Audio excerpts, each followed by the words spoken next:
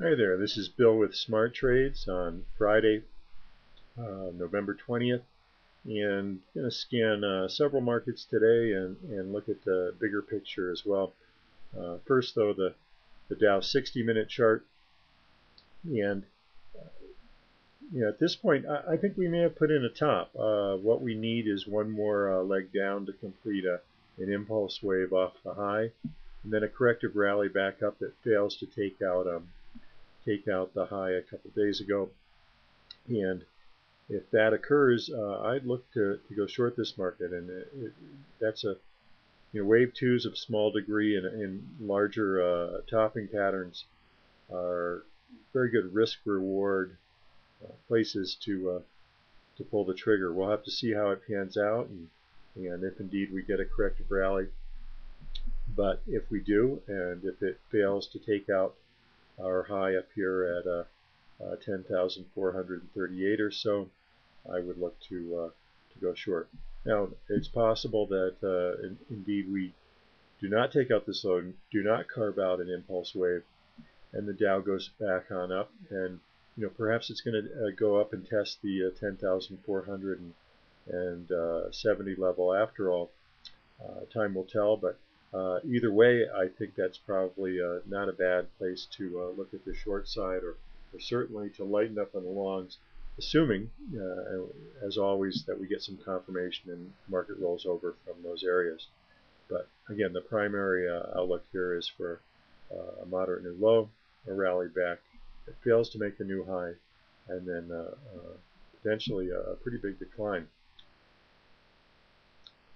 Here's kind of the overview on the daily chart, and I didn't update this. This should actually be 10,469 to be exact, using hourly close-only data as the target for A equals C. But the main point of this chart is looking at how the market has reacted to its upward trend channel, and each and every time so far we've rolled over and at least dropped off a few hundred Dow points. Now, it's possible that this isn't the top, but the channel itself provides a good place to look for a low risk place to get short, or perhaps to lighten up, and then if we get a corrective decline, you can reevaluate and perhaps get long again if that's your point of view. Now here's the bigger picture, looking at the Dow monthly chart. This chart actually, for size, I've just taken a snapshot of it. It goes all the way back to 1932 and beyond, and here's the trend channel that connects the 1932 and 1982 lows. That's all the way down around 4,000 or so at this point, and rising obviously. But if we were to look at a very long-term chart, that's the potential for this market, even assuming a very long uptrend is still in force. Other things of note here, looking at the 99 through 2002 time zone, you can see we pivoted right around the area of around 10,470 up to about 10,700, and that being the center of this sort of pivot area, and the exact point of the high, I believe, is right around that 10,500 area for the high back in 02, and then we again in 2004, 2005, 2006 pivoted around there again, found support there. Well, anyway, we're testing that area right now from below. We're just nudging into that precise center area. Can the market go up a little bit, maybe up to about 10,700 and still be in that zone? Yes, it can, but the combination of having short-term pattern terminations here certainly should get your attention, and you don't have to use Elliott wave at all here. Let's just look at that those long-term pivots and how the market has found support and resistance, and it's a place to pay attention, to be sure. Okay, off to gold. Gold is been a quandary of a bit, and if you look at the chart, you'll see that we've got ABCs both up and down recently, and generally speaking, when you see ABCs in both directions, it means that you've got a correction in the larger trend. In this case, It appears that's a contracting triangle. We could even go back and count this A, B, C, D, and already complete here, or the triangle starts here and is still carving out. At any rate, it looks like higher prices for gold.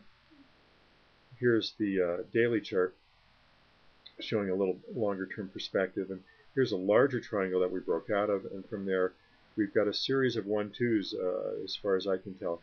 One of the reasons that I identified this also as a wave 1 and a wave 2 is it's shorter than this first leg up, and so you cannot label this as a wave 3 because it would be the shortest in this pattern, and as such would break one of the basic Elliott wave rules that 3 cannot be the shortest in an impulse wave, and clearly this is impulsive. So the implication of that is that we've got 1-2, 1-2, this is wave 3, we've got a 4-5, and yet another 4-5, so 2 more rally phases yet to come, if that is indeed the correct count. There are other possibilities, but it's certainly something to be wary of in that gold continues to surprise to the upside, and there's a good chance it's going to surprise yet again. And finally, here's the dollar index. Now the dollar is crucial.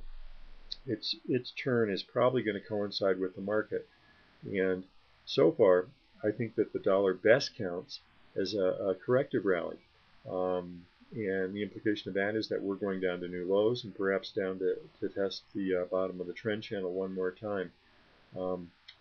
That possibility certainly opens the door that the Dow is going to make one more new high, so I would be wary of that. And obviously if we come down and start impulsing up to beyond today's highs, up above the 76.50 area, I would reconsider the possibility that a dollar low is in. But at this point, I think this best counts as an ABC. The implication again is for new lows.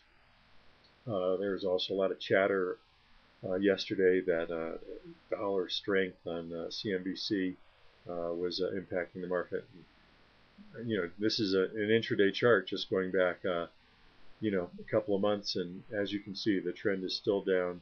The pattern of the rally certainly looks corrective, and even the volume, actually the volume is to the downside, denoted by these red volume bars that coincide with the down bar in the market. Anyway, that's about it for now. Hope you're having a great day, and you find this helpful. Thanks. Bye.